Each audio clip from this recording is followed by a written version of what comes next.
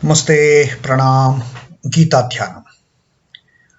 Om Parthaya Pratibodhitam Bhagavata Narayanena Swayam Vyasena Gratitam Purana Munina Madhye Mahabharatam Advaitamrita Varshinim Bhagavatim Ashtadashadhyayinim Ambatva Manusandadhami Bhagavad Gite Bhavadveshinim.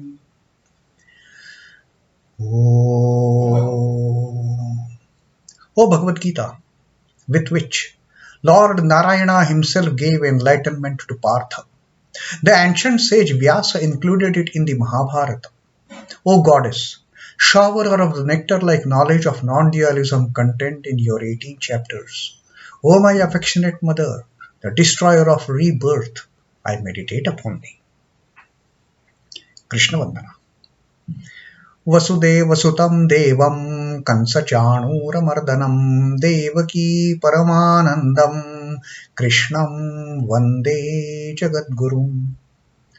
Son of Vasudeva, the slayer of Kansa and Chanur, extreme delight for Mother Devaki, O Lord Krishna, the supreme teacher of the universe, my salutations to you.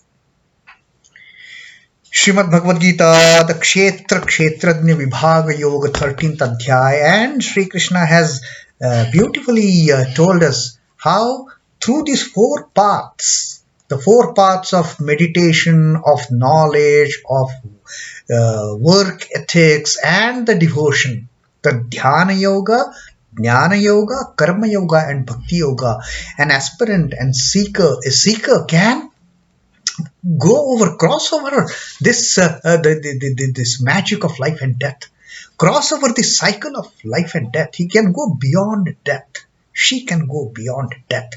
And these four paths are not contradictory to each other. In fact, all the four paths, they lead to the same goal. That's what Sri Krishna has told. All these different types of paths, they appear different, but ultimately, when the four seekers on these four different paths, they start walking, they see finally they have come at the same end point.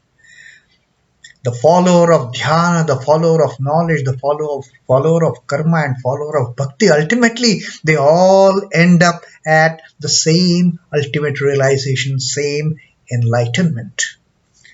And Sri Krishna has utilized the greatness of bhakti after telling us about dhyana, sankhya, and karma. Then he had told us, Anyetvevam ajanantaha shrutva nebhya upasate. Others who can't understand, who are not to the tune of meditation. Meditation requires a great deal of concentration, a great deal of the mental strength, for that matter. Those who are not capable of doing it, those who are not capable of following the path of jnana, which requires a very strong intellect. You have to perform that exercise of neti, and not this. You have to think over. You have to think over. This is not true. You have to have that faculty of discrimination so sharp, faculty of understanding what is reality, what is unreal, so strong.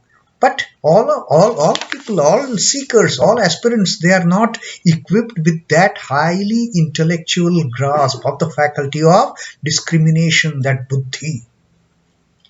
Still others, they don't have the ability to adapt to the requirements of Karma Yoga. What is Karma Yoga? Karma Yoga is directly related with our efficiency. Now, all people may not be equally efficient in performing a selfless work. Some may work, but with some motives, with some interest, with some self-interest. Now, what happens to all these? What happens to a person who doesn't have all these? Sri Krishna says, he can upasate shrutvanebhya. Whatever he has heard from all the other enlightened souls, he can at least upasati, he can worship, he can develop a devotion, he can devote himself to their advice. Do this, do this, do this. Just surrender yourself at the holy. Don't do anything. Don't meditate. Don't seek knowledge. Don't do selfless karma. All you do is sharanagati. Once that happens, that person also, that aspirant also reaches the ultimate goal. Sri Krishna says, Tepi chati tepi cha atitaranti eva mrityum. Atitaranti, they cross over.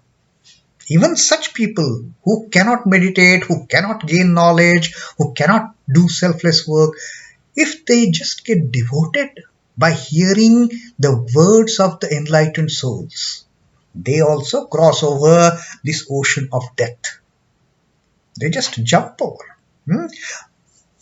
Ati taranti eva mrityum shruti parayana. Shruti parayana, they get so much, such a strong faith by listening to those words. They cross over. So that was Sri Krishna's teaching in the 24th and the 26th Shloka. What Sri Krishna is going to tell us now, in a way, he has told us that all these four aspects, all these four yogas, they, in a way, they help the seeker to move forward on the path of the enlightenment. Now, what happens? Sri Krishna says, finally Sri Krishna tells Arjuna that now what one should understand, one should try to grasp after listening to these words of Sri Krishna. Now Sri Krishna in this 26th verse beautifully summarizes that. Don't think the whole thing is so complicated. Sri Krishna says, yāvatsañjāyate kiñcitsattvam sthāvarajamgamam kshetrakshetrajñasamyogāttadviddhi bharatarshabha. O Bharatarshabha, O best of the Bharatas. Arjuna is named here as best of the Bharatas because he has that capability, he has got that grasping power of whatever Sri Krishna has said. Others may not have. Others are still tainted with some kind of defect probably. But Arjuna is the perfect student of Sri Krishna. He is the perfect pupil, and therefore Sri Krishna, he praises him that he is the best among all. Only he has that capability, only he has that understanding to grasp the words of Sri Krishna. So now Sri Krishna is telling, O Bharatarshava, yāvatsañjāyate kiñcit. Anyone, Sanjayate is born. Yavat Sanjayate kiñcit. Anyone who is born. Sthāvarajamgamam. Sthavar is the non-moving. Jangamam is moving. The moving and the non-moving. Whosoever takes birth in this creation, now Sri Krishna is telling, is the result of how one comes. Kshetrakshetrajñasamyogāttadviddhi. He is the product, he or she or it. Whether moving, unmoving, chara achara, sthāvarajamgamam. Sthāvara is steady, cannot move from one place to another like achara. Jangama is who is moving, who is active for that matter, actively moving around. So whosoever is born is the result of kshetrakshetrajñasamyogāttadviddhi. Is the result of the union of the field and the knower of the field. Without that, nothing happens. The moment there is a union of Kshetra, Kshetradnya, this whole creation comes into effect. The whole creation with all the moving and in-moving objects in it, with all the moving and non-moving beings in it, the whole thing comes into existence. So Sri Krishna says, whosoever is born is because of the result of this union of Kshetra and the Kshetranya, about whom I have given such a big discourse to you in this Adhyaya, Shri Krishna is telling. So, the union of Kshetra and Kshetranya is the cause of this entire creation coming into effect. Oh Bharatarshava, oh great, the best among the Bharatas. Don't think that the creation comes into effect just like that. That is the reason, the union of the field and the knower of the field. Union of Prakriti and the Purusha. Union of that ultimate, the Nirakara Tattva and that Maya which is creating this Prakriti. That union creates this entire creation. All the beings, moving and non-moving, they get their existence because of the union of Kshetra and Kshetranya. Now again, Swami Chidbhavananda gives the example of viewing a cinema. How we see a cinema in the theater. Something is happening. The screen is steady. Screen, there is no change. But there is something which is constantly active. What is constantly active? The film, the projector, the light which is focused on that film. All these things, they come together. It is a union of all these things which ultimately generate that moving picture on the screen. Otherwise, we can't see anything, any movements on the screen at all. Now, all this film rolling, the light which is being focused on the film, constantly that the movie film is being it is pushed forward with that light zooming on, and on the screen we see what an action going on, fighting going on, that such a huge fire is blazing. But in reality, what is there? The screen is no way affected by that fire which is shown in the movie. The screen is no way affected by the big fights which are shown on the screen. The screen is no way affected by the comic or tragic scenes that are going on the screen. Nothing happens to the screen. But if that screen is not there, we can't see. It has to be a joint effort. It has to be the union of the Purusha and Prakriti for this creation to come into effect. Without the union of Purusha and Prakriti, nothing can happen. Without the union of that screen and all these things which are there in the projection room, nothing will happen. So both the things in the projection room and the screen, that is required for us to enjoy the movie for that matter. The moving light, the shadow projected on stationary screen produce the required effect of the movie being seen. Picture of an active man is possible because of combined contribution of the kinetic light and shadow and the static screen. A blazing fire is seen on the screen, but the screen remains unaffected by that blazing fire in the movie. Parallel to this are the contributions made by Kshetra and the Kshetradnya in producing this phenomenal universe. Such a great phenomena gets created by the union of Kshetra and the Kshetradnya. The insentient Kshetra appears to be the insentient Kshetra appears sentient due to its being superimposed on the Kshetradnya. This Kshetra doesn't have anything of its own for that matter. Well, whatever is happening in this Kshetra is the ultimate of the Kshetradnya. That is happening. We feel, Kshetra is, jumping around. No. It is the will of the Kshetradnya which is making the Kshetra to jump, to move around, to carry on. The immovable Kshetradnya in its turn appears to be born, to grow and to die due to this identification with the Kshetra. The Kshetradnya is no way affected, but we consider that the Kshetradnya is also a part of it. It is the Kshetradnya who takes birth. It is the Kshetradnya who grows. It is the Kshetradnya who becomes old. And ultimately it is the Kshetradnya who dies. No, it is not. Nothing is happening with Kshetradnya. All these things are happening with the Kshetra. Kshetradnya is like the movie screen. All aloof.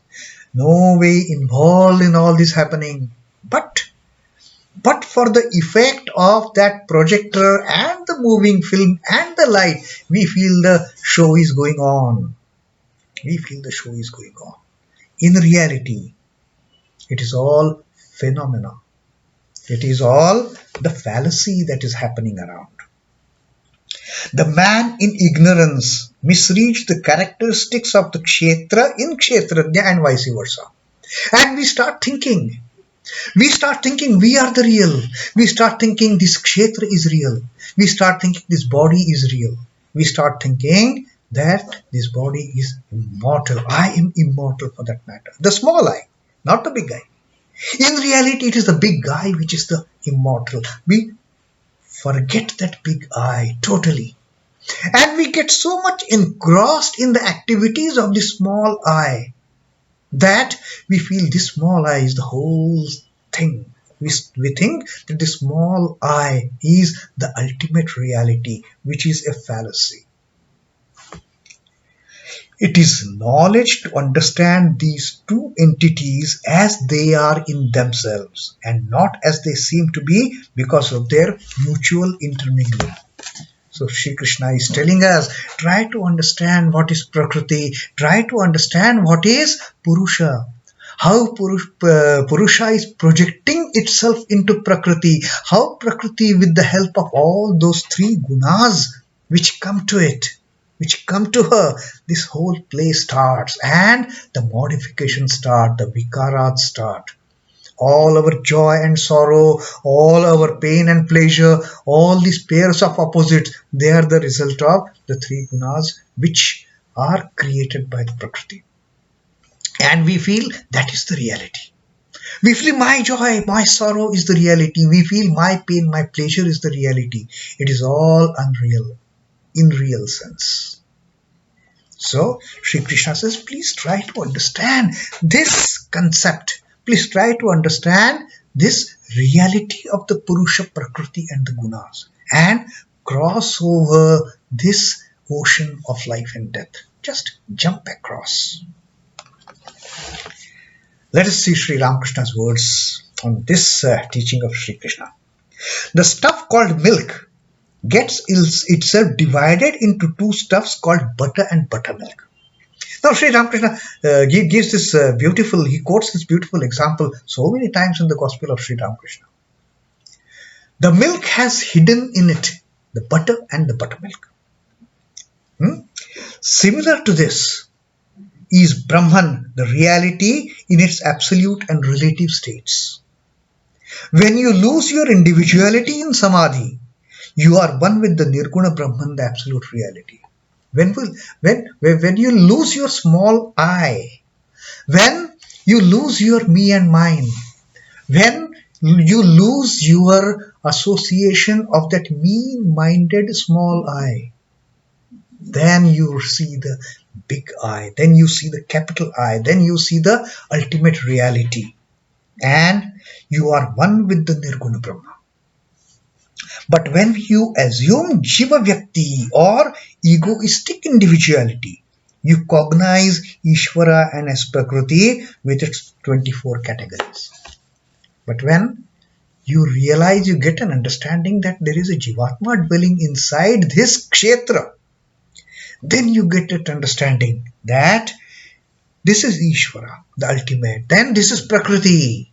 This is the Prakriti with its 24 categories, the 24 tattvas which has created this Kshetra, and that Sri Krishna has told us already. He has enumerated all those 24 tattvas that create this Kshetra. So this is what happens. In reality, the milk contains butter and buttermilk inside. We have to make an effort to set the milk into curd. Then we have to make an effort to churn the curd. And then that butter comes on and starts floating on top of the buttermilk.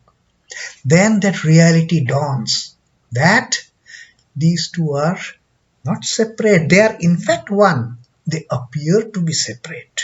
They appear to be distinct from one and each other. But in reality, one is just a projection. One is just a projection like that, the cinema happening on the screen in the cinema hall. What is real? Ultimate reality is just the screen. Ultimate reality is just that Nirguna Brahman which a person attains when that small I gets discarded, when he gets into that ultimate state of samadhi, when the individuality drops off. Then there is no difference. But till then, yes, there is Ishvara, there is a Purusha. Till then, till the time that ignorance, that the effect of Maya is there, there is Ishvara, there is Prakriti. Prakriti comprised of 24 cosmic principles and all that differentiation. But once the ignorance, the veil gets blown, then nothing is different. Everything is because of the union of Kshetra and Kshetranya. That realization dawns. And once that realization dawns, as Sri Krishna has told here, that all our coming and going, all the everything that is born in this creation is because of the union of Kshetra and Kshetranya. Once that understanding dawns, that is the end of it. You are out of it. Once that understanding dawns, once that inspiration comes, then we are beyond this cycle of birth and death. We are beyond the realm of Prakriti and Purusha. Then we become one with the Purusha. Then we know the difference between Purusha, Prakriti, the Gunas and all these things. So that was Sri Krishna's teaching to us in this 26th shloka of how this comes into effect and how we should try to understand it. How the beings are born out of the union of Kshetra and the Kshetradnya, of the Purusha and the Prakriti. We should contemplate on it. We should try to understand this. We should try to follow this path. So that was 26th shloka of the Kshetrakshetrajña Vibhag Yoga of Bhagavad Gita. Om Namo Bhagavate Vasudevaya. Sri Krishna Arpanamastu. Jai Sri Ramakrishna. Jai Thakur. Jai Ma. Jai Swami.